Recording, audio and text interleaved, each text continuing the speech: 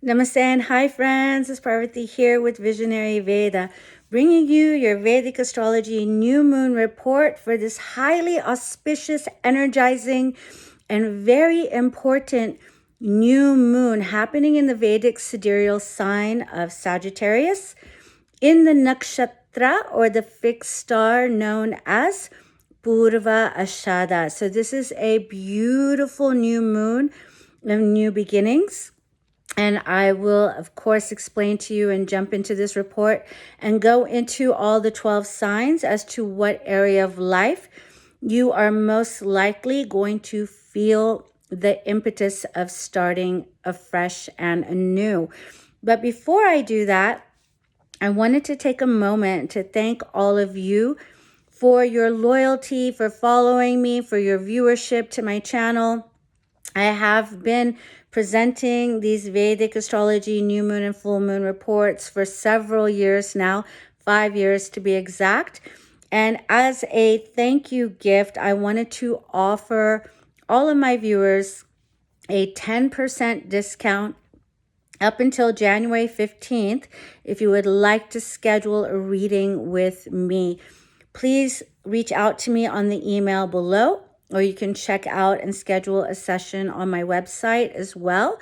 But if you are going to email me personally, please put special YouTube discount in the subject heading so that I know that you are reaching out due to watching my videos. And if you haven't subscribed yet, please consider doing so. It would mean a lot to me. All right. Thank you so much.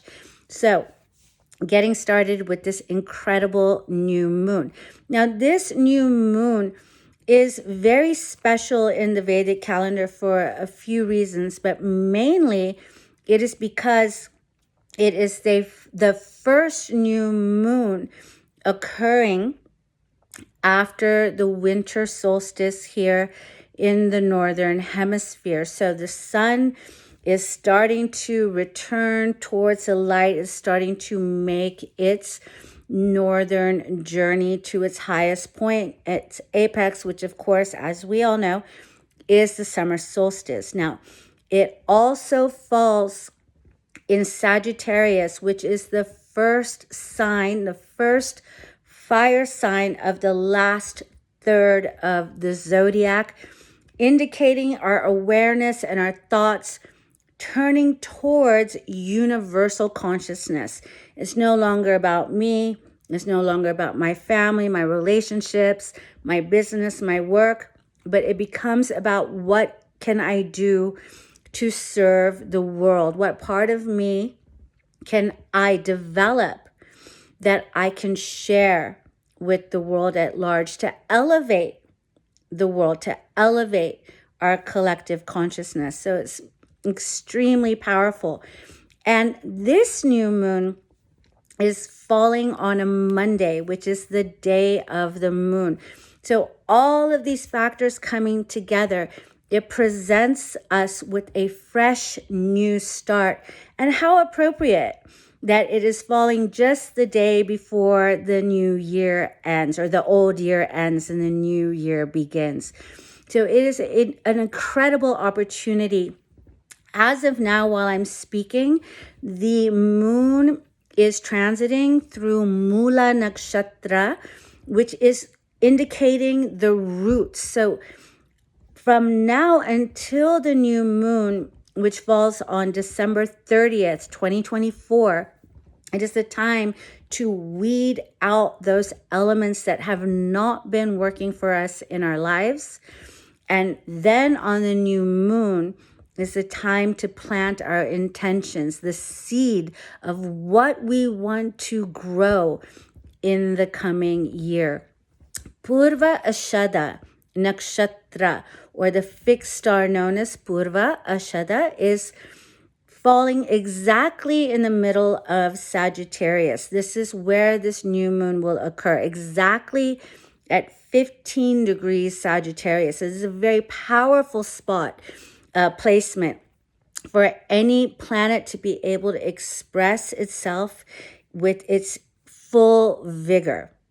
Purva Ashada is symbolized there's a few symbols for it.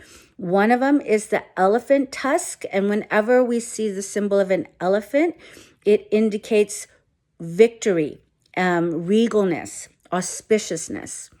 It is symbolized by the winnowing basket, which indicates separating what is important from what can be let go, what has been holding you back, separating the wheat from the chaff. And it is also indicated by a fan, which symbolizes spreading ideas, spreading your knowledge, spreading your gifts, your inherent gifts that you've been wanting, that you know that are inside you, that you want to bring about for the benefit of society. So there's many indications here with Purva Ashada. It literally means the beginning of victory. It is the invincible star. So it is a time to have faith in what you want, what your heart is calling you to bring forth into the world. And if you put your plans down, especially in writing on this new moon, dream your dreams. Go deep, because this nakshatra also indicates the depths. Why is that? The deity of this nakshatra is known as Appa, which is the goddess of the oceans, the goddess of the waters. And side note, if you have been paying attention, there has been a lot of commotion happening all over the world with the ocean and the waters. You know, we just had the Santa Cruz Pier in California be just taken out by a huge swell. I know that in Southeast Asia, in Thailand and in Indonesia, they are getting an extremely, extremely powerful monsoon right now. The oceans are quite high, right? So it's the goddess of the ocean. But on a personal level, it indicates purification, relaxing, letting go, surrendering to the water, purifying that which no longer serves us, just releasing it into the depths, and also tapping in to the depths of your being as well, to bring about those jewels from deep within your soul that you wish to share and bring forth into the new year. So extremely powerful. The nakshatra and the rashi, the sign, it symbolizes learning new things, adventures, expanding your horizons, expanding your knowledge, going forth into the world, conquering, and having that invincible conviction that you will succeed. So it's such a beautiful way to end this year, to plant the seeds of what we want to bring about in the new year, and know that we will be victorious. Have that fiery energy of Sagittarius to propel us forward, right? It is the bow of the centaur of Sagittarius, that forward motion, that long range vision of where we are going with our lives. And in order to move forward, we have to purify up us, that water, and let that go so that we can move forward with the strong fire of invincibility, of wanting to learn, grow, and expand, of rising our awareness and our consciousness, of contributing to the world, and be victorious in our mission. So that is my report for the significations of this beautiful, glorious new moon. I would like to also touch on the areas in your life according to your Vedic rising sign or moon sign. The rising sign brings things about in a physical manner. The moon more on the emotional and mental level. Where this moon is going to activate what area of your life it will activate. So we'll get started with Aries. And for Aries rising or moon sign, this new moon falls in the sign of Sagittarius. It falls in the sign of Sagittarius for everybody. It falls in your 9th house. That's what I meant to say. So in the 9th house, which is growing your knowledge, going on adventures, expanding your worldview, learning things, traveling, meeting different people, raising your awareness, and learning new things, including higher knowledge as well as esoteric subjects. If your rising or moon sign falls in Taurus, this moon falls in your 8th house, which indicates a great momentum towards transformation. It could be a time of great change in your life, but for the better. Whatever it is that you're ready to let go of can be easily let go of. And the clarity, the vision for what you want to change and bring about is available to you at this time. If your rising or moon sign is in Gemini, this will fall in your 7th house. So of course it has to do with changes and transitions and betterment, bringing new elements into not only your relationships, but also into your business. So if you are wanting to launch a new business, if you're wanting to clear something out in your relationship, bring something new into focus, this is a great new moon to plant those seeds. If your moon or rising is in Cancer, this is falling in your 6th house. So you might feel like it's time to start a new health regime. Focus on your daily routines. Get organized in your life. Get your life in order so that you feel more solid, healthy, stable. If your rising or moon sign is in Leo, this will fall in your 5th house. So things to do around creativity, children, also education are at the forefront for this new moon. If your moon sign or rising is in Virgo, then this new moon falls in your 4th house, indicating changes, betterment to your home environment, and also for your peace of mind and your well-being. You can change things in your home. You can let go of things that have been cluttering or no longer serve a purpose in your home and in your life. And this will have a great effect on your happiness and your well-being. If your rising or moon sign falls in Libra, this is falling in your 3rd house. There might be some ways that you want to